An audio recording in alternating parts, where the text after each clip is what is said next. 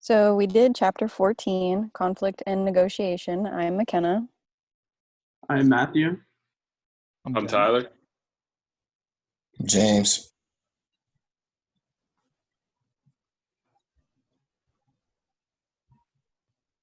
Conflict. The supervisor, Dan, argues that Hector is not meeting his sales required for the month in order for the department to meet their bonus. They decide to negotiate a deal. The negotiation process begins. The negotiation process in 5 steps: preparation and planning, definition of the ground rules, clarification and justification, bargaining and problem solving, closure and implementation. Step 1. Preparation and planning. Dan works on finding a solution that would not only motivate Hector to reach his monthly sales but also help the department reach their bonus. Step 2. Definition of the ground rules.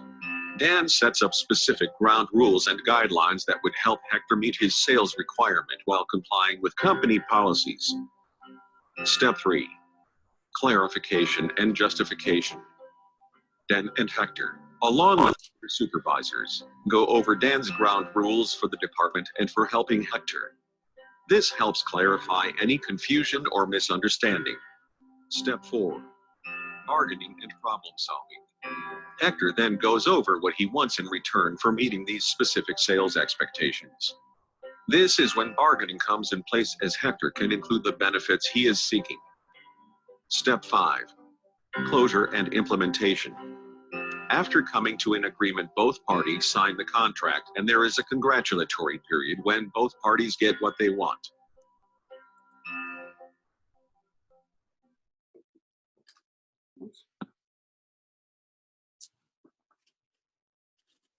So what is conflict? A process that begins when one party perceives that another party has affected or is about to negatively affect something the first party cares about. In organizations, people have conflict over incompatibility of goals, differences in interpretations of facts, behavioral expectation, and the like. There are different types of conflict. There's functional conflict, which is it supports the goals of the group, improves its performance, and is a constructive form of conflict. And then dysfunctional conflict is the conflict that hinders group performance and is destructive. Types of conflict. To understand conflict, you must identify the type of disagreement, and there's 3 types of disagreement. Task conflict, it relates to the content and goals of the work. Relationship conflict focuses on interpersonal relationships. Process conflict is about how the work gets done. And studies demonstrate that relationship conflicts are almost always dysfunctional, especially at like work or a corporation. And then the one question I wanted to ask everybody is, what type of disagreement or type of conflict do you feel you see more in a work environment?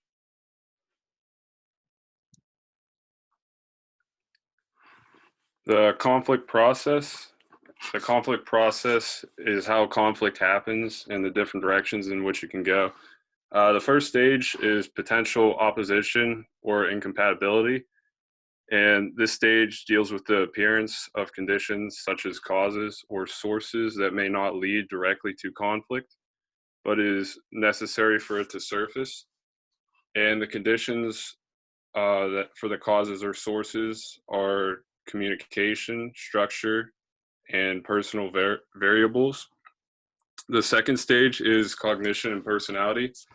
And this stage has everything to do with what happens in stage 1, and that's how it negatively affects something that the party cares about. And this usually can branch off into 2 different categories: perceived conflict, which isn't personalized, or it can be felt conflict, which is it deals with emotional involvement such as hostility, tension, or frustration. The third stage has to do with the intentions of a conflict. This has to do with how others infer intent and how they respond to it.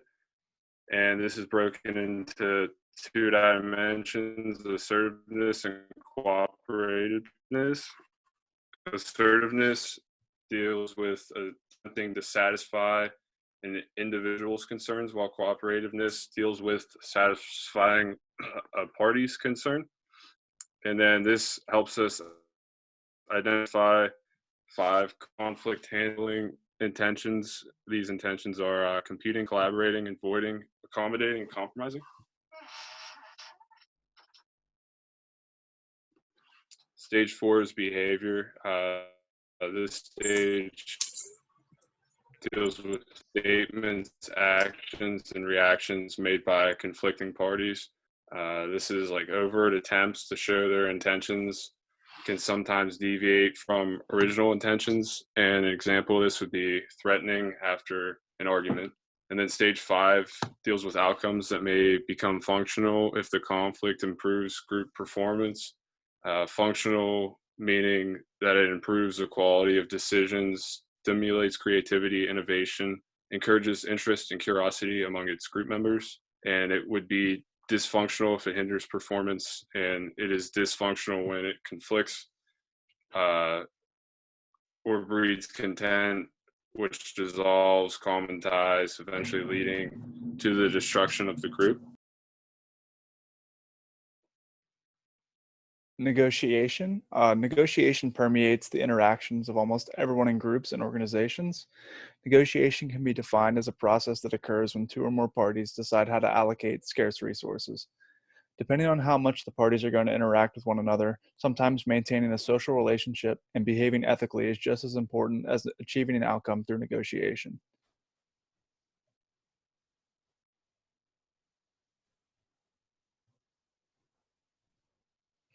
Types of bargaining strategies. You have distributive bargaining. This type of bargaining operates under zero-sum conditions. Zero-sum conditions means any gain one party receives is at the other party's expense. Integrative bargaining, it bonds negotiators and allows them to leave the table feeling they have all won, unlike distributive bargaining that makes one side feel like they have lost. And then compromise, it's not a type of bargaining, but is a negotiator's worst option. It almost always makes one side feel like they have lost. The negotiation process. The negotiation process starts when you begin to do your homework beforehand about the person you're going to talk to. You begin to find ground rules and figure out what your goals are of the negotiation. You should then assess what the other party's goals may be and what they're more likely going to ask. Then you begin the bargaining and problem solving. Begin with you providing a deal that is both beneficial to both parties.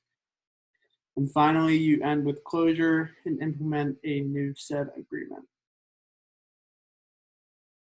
Third-party negotiations days occur whenever 2 parties cannot come to an agreement, and there are 3 different party rules. There's the mediator, the arbitrator, and conciliator. The mediator is a neutral third party whose reasoning and persuasion by suggesting alternatives.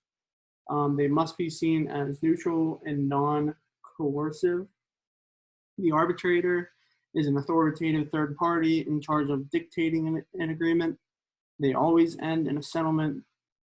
But if they are too heavy-handed, one party may leave feeling dissatisfied, and the conflict may resurface later. And the conciliator is a trusted third party and provides informational communication link.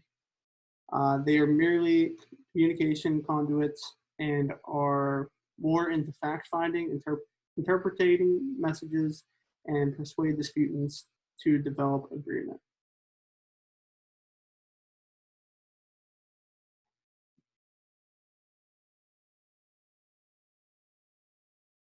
The founder of Marquet Design had created an open floor plan in their office.